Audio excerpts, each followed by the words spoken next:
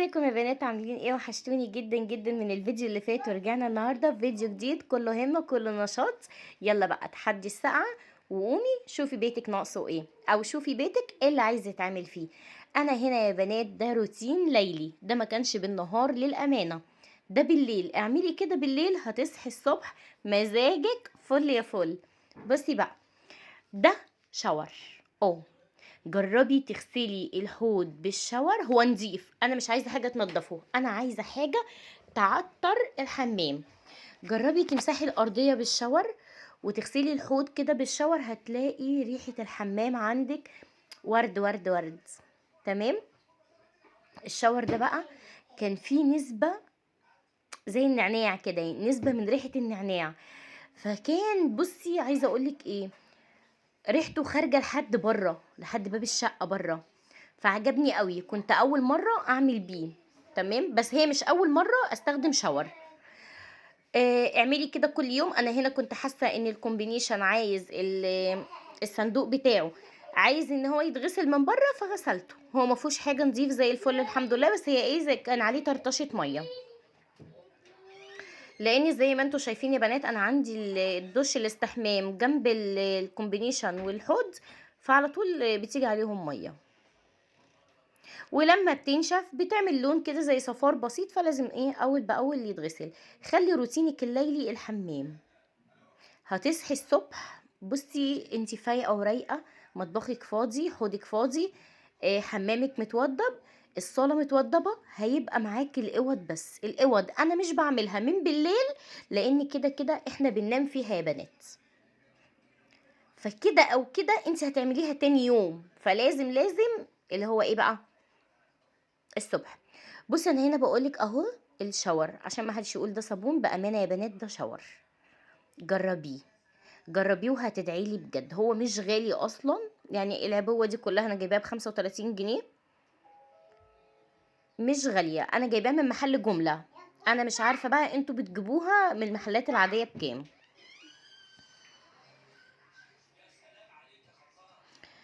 بس بقى مش هعمل بالمساحه، مسكت المقشه بتاعتي. انا يا بنات بخلي مقشه للسلم، اسفه، مقشه للشقه ومقشه للحمام.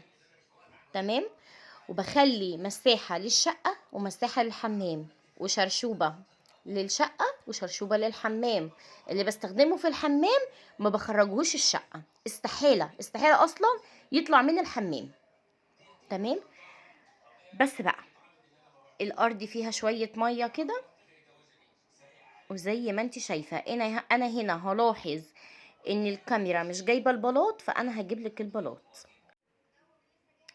بس بقى فالمهم بقى ايه، انا كنت حاسه ان البلاط محتاج شويه ميه عشان يرغي معايا اكتر، فروحت اديته شويه الميه، وبرده بالمقشه، او يا بنات بالفرشه بتاعه البلاط اللي هي بنغسل بيها السجاد والمشايات، انت ممكن برضو تدعكي بيها البلاط. بس انا بصراحه انا كده كده يعني الحمام الحمد لله نظيف، ما فيهوش حاجه ان انا هدعك فيه جامد.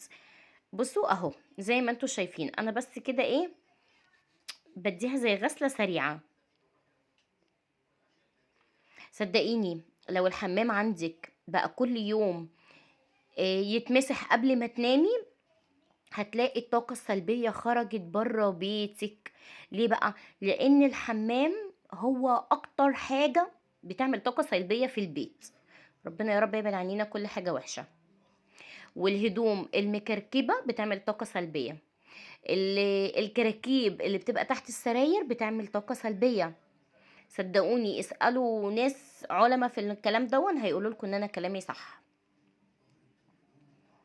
يعني كل واحدة كده في شيخ مقرب ليها بتحكي له، او بتقول له مثلا، يعني بتحكي معاه قصدي، تسأله في الكلام دون هيقول لها فعلا كلامي صح. وكل واحدة ليها اب اعتراف تروح الكنيسة تسأله في الكلام دون هيقول لها فعلا كلامي صح. الحمام يا بنات لازم اول باول او كل يوم لازم يتمسح.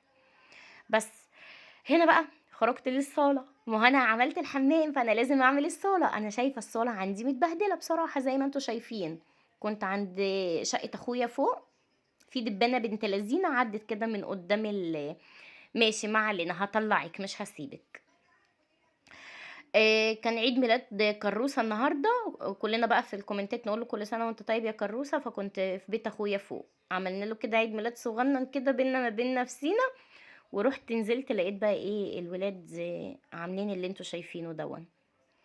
بُصّي، أنتِ لو هتلاقي مثلًا أنا كنت واقفة في حتة وفجأة لقيت بقيت في حتة تانية، فده معناه يا بنات إن أنا قاصة من الفيديو، لإن في ممكن أنا أكون ماشية آآ مش عاجباني فهاقصّها، تمام، إحنا مش هنستنى حد يعدِّل علينا، أنتم طبعًا كلّكم بنات كده فاهمين وشاطرين، في حتت يا بنات أنا باقصّها في الفيديو.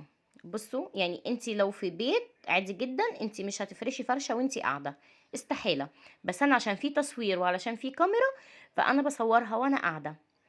يعني لو أنتِ عملتِ حاجتِك من غير تصوير ومن غير كاميرا، هتلاقي نفسِك بتعمليها بحريتِك، بالوقفة اللي أنتِ بتشتغلي بيها، فهتلاقي نفسِك أسرع منّي. فأنا لو بطيئة شوية، فعلشان أنا زي ما أنتم شايفين يا بنات أنا قاعدة عشان التصوير. ولو لقيتوني في مكان غير المكان برضه اعرفوا إن الحتّة دي اتعمل لها cut. بُصّي، حتى الخُدادية بتاعة أوضة النوم طلّعوها لي. بُصّي بقى، أنا ده لقيته محطوط بين الكنبتين بتوع الرُكنة، مَج شوربة، إيه خرّجوه بين الرُكنة، ولادي يا بنات. عادي أنا باشوف حاجات منهم يعني ما علينا. هم ولاد، بس لأ مصحصحين وربنا يحميهم يا رب، بيحبّوا يوضّبوا، بيحبّوا يروّقوا، ما بيحبّوش يقعدوا في مكان مش نضيف، يعني الحمد لله. بُصّي، أنا الكنبة دي أنا ما ضبّطتهاش كويس أوي، لإني بصراحة ما كنتش عارفة آخُد فيها راحتي، فبعد ما فصلت الكاميرا أنا ضبّطتها حلو. والتانية برضه كانت عايزة تتضبّط، لإن كان جنب عالي وجنب قصير، فالحمد لله برضه ضبّطتها. ليه بقى؟ عشان نصحى الصبح نلاقي شقتنا متوضبة، هيبقى عليكِ 3 حاجات بس تعمليهم، أوضة الأطفال، أوضة النوم، الأكل، إلا إذا كان عندِك غسيل، دي حاجة تانية بقى. بس يا بنات بُصّي بقى، عايزة أتكلم معاكِ بخصوص بديل السجاد. بديل السجاد اللي هو من جبلان ممتاز جدًا، هاتيه وأنتِ مغمضة، إنما اللي على قطيفة الدبل اللي هي اللي أنا باكنسها دي، اوعي تجيبيها. بُصّي عاملة إزاي وأنا باكنس، بجد أنا جبت منها 2 ب2200، ندمت إن أنا جبتهم، بأمانة. بُصّي كأنها زي البطانية الدبل بالضبط، كل واحدة يعني اللي من تحت واللي من فوق كل واحدة لوحدها، لكن اللي هي الجبلان حلوة أوي يا بنات، اللي هي بتمسك في البلاط جميلة جدًا، اللي هي مفروش منها اللي تحت الوردي دي، حلوة أوي بصراحة. فدي نصيحة بقى مني لو أنتِ لسه هتشتري بديل السجاد، اوعي وإياكِ تشتري دي، هتضيّعي فلوسِك وفي نفس الوقت بصراحة مش عملية. هنا بقى يا بنات أنا طلعت لقيت قدّام باب الشقة لا يسُر عدو ولا حبيب. ليه بقى؟ هاقول لِك ليه، لإني كان في ناس طالعة وناس نازلة، والنطرة النهارده كانت بتنطّر، وغير كده كمان الهوا والعُفار بتاع الشتا بينزّل تراب، فرُحت قُلت لأ، مسكت الحافظة كده نفّضتها، وكان في كوتشيين كده شِلتهم، وهاتي من عند باب جارِك، حتى لو جارِك ما بيجيبش من قدّام بابِك، أنتِ هاتي من قدّام بابه. السلِّم ده ليه ملايكة، صدقوني بجد يعني حاولي إن أنتِ لا تطفي نور السلِّم بالليل، وإن أنتِ تنضّفيه، بس هتلاقي الملايكة بتدعي لِك، صدقيني يعلم ربنا، ملايكة البيت نفسه هتكون راضية عنِّك. بس يا بنات فالمهم بقى إيه، كنست السلِّم مش السلِّم، أنا كنست قدّام بابي وقدّام باب جاري، مع إن يعني بصراحة هُم لمّا بيكنسوا لي، يعني بيكنسوا ليّا وليهم. بس فأنتِ إيه بقى عوّدي نفسِك برضه، بُصّي شايفة باقول لِك إيه، أدي الشرابات اللي أنا كل شوية بادوّر عليها، راملين لي قدّام الباب فردة وفردة، ينفع يا بنات؟ وفي الآخر ماما الشرابات خلصت هاتي شرابات، هي الشرابات دي بتخلص كل أسبوع؟ والله بُصّوا أنا يمكن الشهر ده اشتريت مرتين شرابات، بس عرفت بتروح فين. يلا بقى قومي كده تشجعي وتحدي الكسل وتحدي السقعة. انتي اقوى من السقعة. هو احنا حبة سقعة هينيمونا؟ استحالة طبعا. هنقوم ونشوف اللي ورانا ونوضب بيتنا ونوضب شقتنا ونخلي حياتنا كده ايه، فلة. طول ما انتي شقتك متوضبة هتلاقي حتى انتي نفسك عندك راحة نفسية. بس يا بنات، طبعا قدام الباب مش متبيض لان زي ما قلت لكم انا يا بنات ايجار مش ملك. ادعولي بالملك، وزي ما تدعولي ربنا يرد لكم الدعوة دي اضعاف اضعاف اضعافها. بس يا بنات ده بقى الباسكت انا حطاه قدام الباب بصراحة عشان انا مش حابة احط باسكت في المطبخ.